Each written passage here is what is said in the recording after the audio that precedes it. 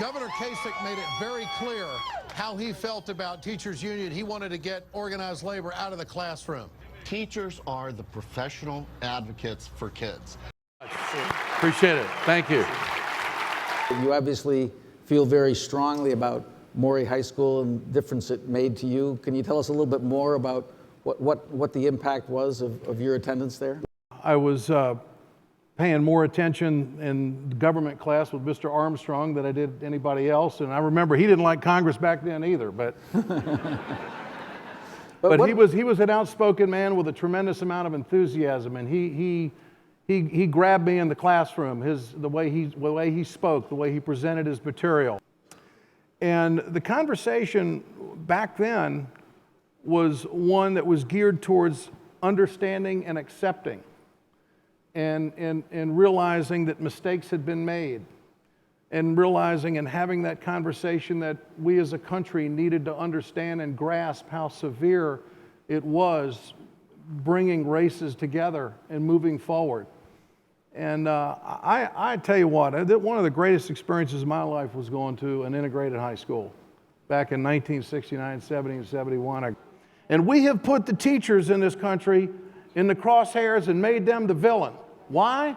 Because there are conservative governors out there who have decided that they can cut 6,000 teachers in a heartbeat and not have to pay consequences for it because they have major corporations that want to privatize everything that's going to line their pockets for the next election.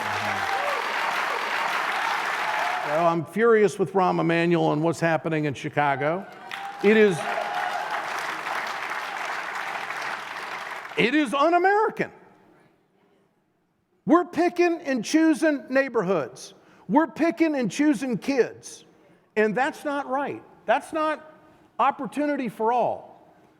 And I don't care what it costs to resource a low-income neighborhood. You can't go raise the property taxes on those folks that don't make a lot of money. So we're going to cut their resources and we're going to shut their schools. As a matter of fact, we're going to close 50 of them in Chicago. And that's supposed to be a solution for America's youth? I don't believe that's the truth. I don't believe that that's the right way to go. And so, Making a Difference celebration, Ed Schultz honors Maury High School for the positive impact the school made in his life. Tom, congratulations for your 17 years of teaching in the Norfolk school system and your leadership with the American Federation of Teachers of the Norfolk chapter. Congratulations. Thank you so much. I appreciate it. Norfolk and Maury High School means a lot to me, and I appreciate what you do for the teachers. Denyce auditioned and was accepted to the Duke Ellington School of the Arts. At 14, Denyce discovered a recording by Leontine Price in the school library. Denyce remembers saying, "I can do that."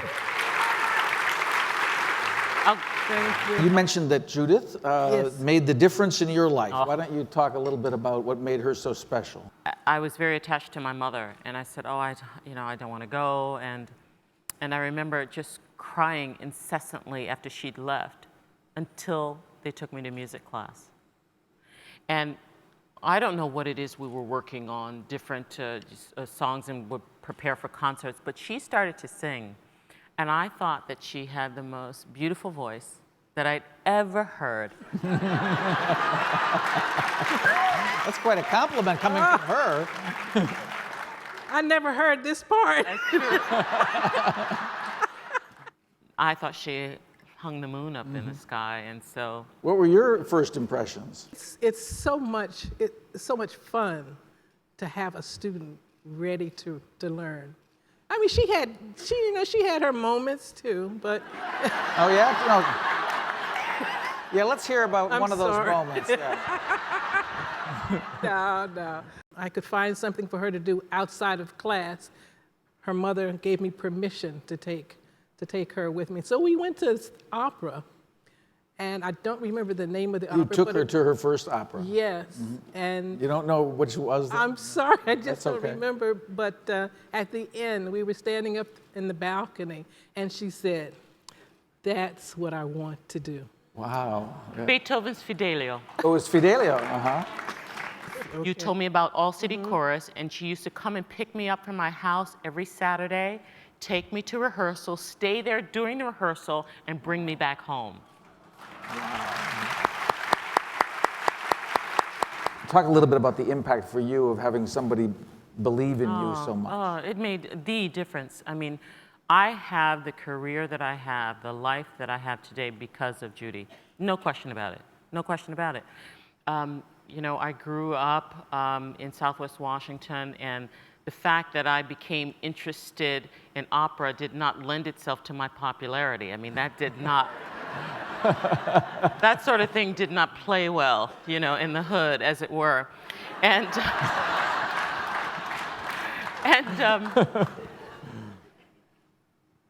and with Judy, I had a haven, a safe haven, a place where I could go where I felt understood and appreciated. And because she saw and was able to sort of see right through me and see what my potential was, that made me work even harder. And that kind of belief made the difference. She was the guardian angel in my life. There was no one else. Like, I've had wonderful teachers, but no one who has extended themselves the way she has. Isn't that gorgeous? Beautiful. Look at that. I think the payback in my case is somehow helping kids. You know, I was an education major in college. And you're a teacher. I didn't realize that. Well, I had a little degree. I was telling people that I was going to take off a couple of years and try to be a teacher in an inner city school in America and see what it was really like. And then I happened to tell a friend of mine who was a reality TV producer. And he said to me immediately, he said, oh, you know, that would make a great TV show. And I thought, you can't do it as a TV show. And I thought, you know, maybe if we could do it right and show what was really going on inside an American high school, show what teachers were up against, and show that to a wide audience, to a TV audience, maybe, you know, maybe we could have an impact. At Northeast High, I got a year-long glimpse at how hard it is to teach the youth of today, what it's like to be a teacher. I mean, let's make a teacher job list, okay? I love lists. I can't say lists, but I love making them. So each teacher is responsible for 150 students. And let me change one word. In high school, 150 teenagers, each with their own electronic device. Oh, yes, yes. Nowadays, the unmotivated student is no longer the exception. But I did love it, and I loved writing about it. I think my book is good. It's good for first-year teachers and for second career teachers. Because when you're crying over a blown lesson or because some kid broke your heart, you know you're not the only one. And one more thing, on the subject of educating all of America's kids, the move to privatize education is fraught. I think it's very dangerous, it's troubling. In Philadelphia, as in many districts, many cities, the district is closing a large number of public schools and converting to charter schools. And if charter schools were all working, there would be no discussion, folks. But they're not. They're not. Some work and some don't. And the worry is that privatization makes a two-tier system inevitable. The motivated kids with their motivated parents and guardians in one school, and everybody else left behind. Mr. David Cohn, who worked with him for the year in Northeast High School. And was he as energetic and passionate in the classroom as he was with us just now? He came in one morning, and my jacket wasn't even off yet, and he had talked about the New York Times that he had read, this lesson, Miss Carroll coming on the field trip. I hadn't even taken my jacket off. And then he left. It just wasn't about, he just left. And I lost it. I wanted this teaching job. I didn't want training wheels. I wanted to do this. And they said, well, you can do this if you have this teacher sit in the background and back and watch you. And I was sort of against that. And I didn't like it. And then one day I was stumped and I went, what do you think, Mr. Cohen?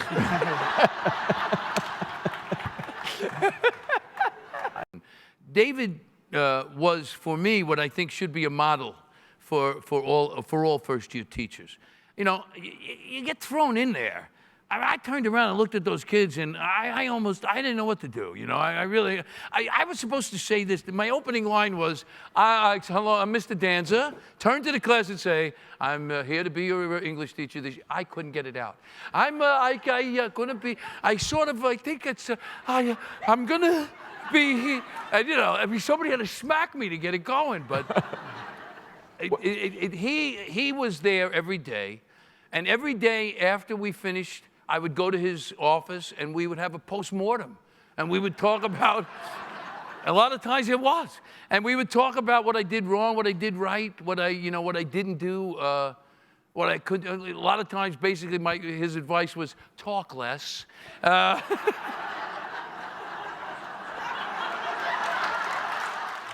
So I'm killing myself. I got a great lesson plan. I'm gonna knock them dead today. This is it. This is my, and so it's not going well. And there's a kid in the front. His name's Eric Choi. And Eric's an Asian kid. He's really flexible. He could sit in his desk and put his head on the floor. It was the craziest thing. I glanced over, and he was making origami. And it was, wait a minute, it was the most intricate origami you've ever seen. It had moving parts. So I went over and I was crushed. You know, I just was crushed. It was like somebody stabbed me. I was like, how, you know, I went and I took it from him, you know, and I actually even went out like to, and I took it, and I went afterwards, I went to the class, I was destroyed. And I went to meet him in his office, and, you know, and we would talk about the day, and it went well. It was just like any other meeting that we had. And then he says to me, "You okay?" I said, "Yeah, I'm okay." And the great thing about being a teacher, as you know, is that you have a bad day, you got that next day, you go in there again, you do some push-ups and go in, you know, I'll get them today, you know. So I was like that. All right, tomorrow's another day. And I went to get up. I just went like this. And I got to about here, and he said, "Did you cry yet?"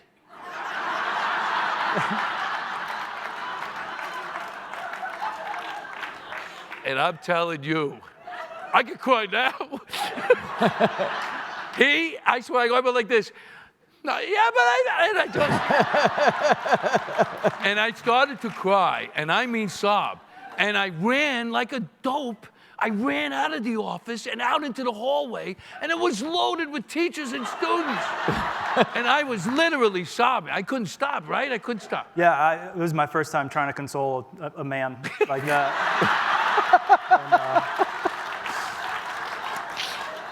And you know what bothered me most of all? And I know this happened. I saw teachers look at me, crying, just in despair, and I knew they were going, "Huh, now you know, huh?" David. Yeah.